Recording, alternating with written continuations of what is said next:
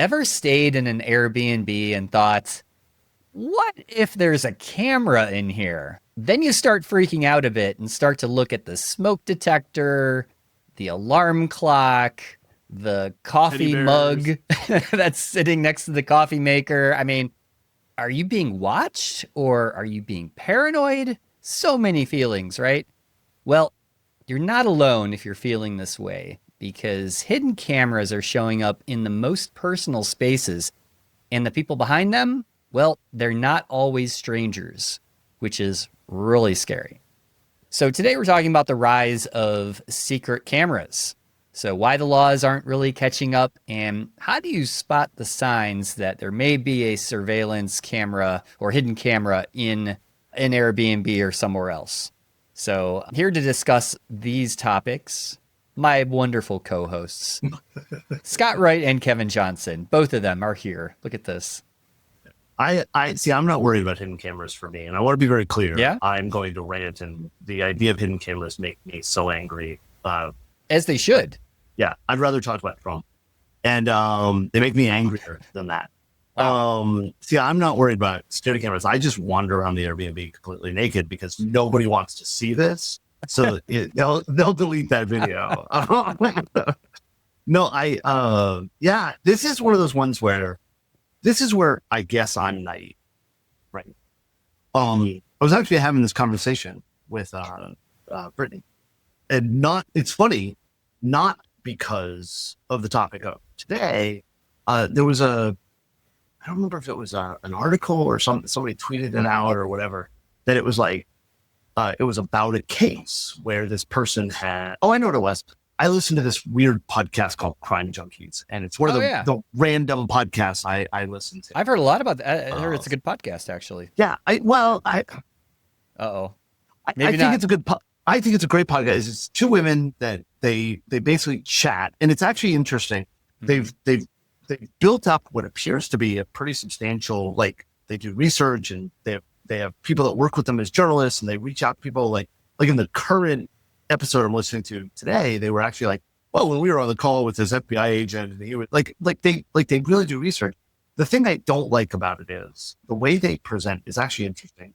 One of the ladies, Ashley, presents the story, and the other woman, and I'm blanking on her name, responds to the story. Like she acts like in a comedy duo, she would be the sidekick, right? And I think after like 30 years doing this podcast, I'm exaggerating. It just feels a little made up, Okay. her reactions, right? And I don't know, but I love the podcast. I listen to it every time it comes out. But they were talking about a case where there was this murder, and one of the suspects, they found all these cameras, hidden cameras, where this dude, scumbag, sack of waste, was filming. So his kids' friends came over. He had cameras in the toilets and the bathroom, air vents, and all this kind of stuff. And he was filming it. And we were talking about it. And this whole tangent is for me to say, I believe it's me being naive. Like, I understand. I have an Airbnb. I'm renting it to random people. I want a camera so I can see if they destroy the place. Yeah. I have proof. I'm not saying I have that. I'm saying I can understand that mindset. The mindset of I want to take pictures surreptitiously of people naked or whatever, that is so foreign in my mind. Yeah. That my brain goes to, obviously we're exaggerating that. It can't happen that often. I know it happens, but it can't happen that often. And then I started digging into it because I said that to Brittany, and Brittany's like, no, Kevin, you're wrong. And I started looking, and it was like, It's happening a lot. Right. Just in proven cases, not just, Sue posts on Twitter that she found a camera. And I'm not saying she did it. I'm saying, like, not just somebody complained, I was at an Airbnb and they had camera, but literally police reports and cases and investigations and things like this. You all are scumbags. And this is where I will always believe in the death penalty, because these are the types of people that I don't believe should be allowed to breathe the same air as everybody else. If you're okay putting a camera I'll go, especially in relationships and things like Yeah. that.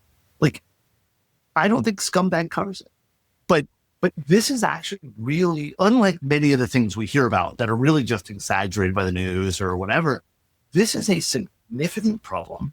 It is happening way more often than I think people realize.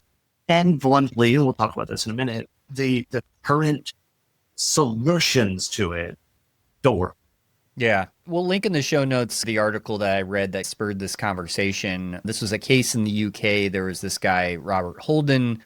He was filming like more than a dozen women or something for a period of like 15 years and actually cataloging them in a collection, which is super sick. And this woman, Heidi Marney, is the one victim who was interviewed in the article. And what makes this case really interesting is that this person was a trusted friend, essentially, highly respected in the community. The Always type of is. person, yeah, the type of person that was feeding homeless people during Christmas, and like everybody loves this guy. And it turns out he's like Well, the, it's always a uh, pastor, yeah. right? Like that saying. Now, don't assume like everybody that does good things is really a voyeur and doing really bad things, but it's just something to be aware of, the trust but verify. And it brings up the point of the technology for these spy cameras has gotten so good and so easy to deploy that And so cheap. and cheap. I Like, mean, it's crazy like how I was affordable. looking at cameras because we're working on a project here. It's actually kind of cool. Doug, one of my consultants and good friends, is who's doing it. He's building a pit droid from Star Wars, and it's got a camera in it, and it's got an NVIDIA Jetson board to identify people, and it moves Yeah. the droid to look at you and stuff like that. But when we were looking at cameras for it, it was like, oh wow, Yeah. these are cheap, right? Like, and that just makes, and I'm not saying we should charge more. I mean, they'll be terrible, but they, Maybe. sorry, And then removed. And then added. and then added again after his cronies stocks. But sorry, that was out loud. And the idea of being able to deploy these things, it's crazy. And I'll be honest, I'm the very first person to say, well, there's a legitimate use for when we talk about things, right? Mhm. Like, hey, there's this new Of course. tool that does this, and Yeah. it's evil and bad, and well, Yeah. yeah, but there's a legitimate use that lets you do this, right? Yeah. I can't think of a legitimate use for a camera that is in a USB charger, in a screw, Yeah. in a. I know Screw. the Like, answer I that's- get from people, because I've talked to people about this. The Yeah. answer I get is, well, I've had people say to me, well, but Kevin, don't you understand, right? People steal things, and I need to be able to put it. And my answer to that is, then put a camera people know around. Right? Like, the minute you, and I know I'm sure, well, spies. Okay, cool. Then the NSA can generate these cameras, but they're not allowed to sell it to any Joe Schmo sicko pervert. Right? Right. Like, that's my issue is the minute you buy a camera that is hid in a door handle, I'm concerned about what you're doing. Yeah. I mean, what legitimate purpose do you need for that on the from a consumer perspective? Right. Unless, I mean, well, you have a thief in your house, or if you have a thief in your house, I mean, get them out of your house. But that's what I know is, like your kids are like, stealing candy. yeah, I don't know. Like, but in my mind, there's a really simple answer to that. And I've had this conversation. This came back years and years and years ago. The nanny cams, right? Here's a teddy bear. It's got a camera in it. I'm going to put it in my kid's room so that if the nanny's abusing my kid, I'll know. And here's my issue with that. You know, another way you could know is by putting a camera in the corner of the room that has a big sign that says camera recording, don't abuse my kid. And then Yeah. one, it'll deter, we hope, That's a right? good point. And two, because the answer is, well, if they know the camera's there, then they'll be hit. Good. Then they didn't abuse your kid. Right. Why is that a bad thing? Like, where is the negative of them not abuse? Well, they would have abused. Like, I don't care. Like, It deterred this it. is Yeah. right. Like, same thing with your Airbnb. Well, if I put a camera that they know is there, then people won't rent from me. You know what else they'll do? They won't break stuff. And then, if they don't rent from you, so your answer is I put a hidden camera so I can catch them out. You shouldn't be allowed to be a landlord. Yeah. It's a cost of doing business if the place gets damaged, right? It's Well, and you're right, Scott. As a matter of fact, my understanding is Airbnb's terms of use for landlords is they're not allowed to have cameras inside the property. they shouldn't. Yeah. Right. So, okay, already you're wrong.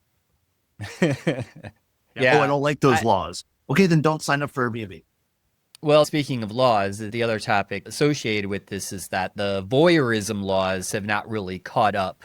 And I think in this article, they talked about laws in the UK, but this is a global issue where the voyeurism issue in itself isn't addressed seriously from a law enforcement perspective. And because of the proliferation of these cameras and these cases, that there needs to be a change, I think, from a law perspective. I was going to ask Scott, like, how does Canada, do you know how they handle things like I this? actually don't know. I mean, unlike Kevin, I don't even know where to start on this topic. Oh, okay, fair.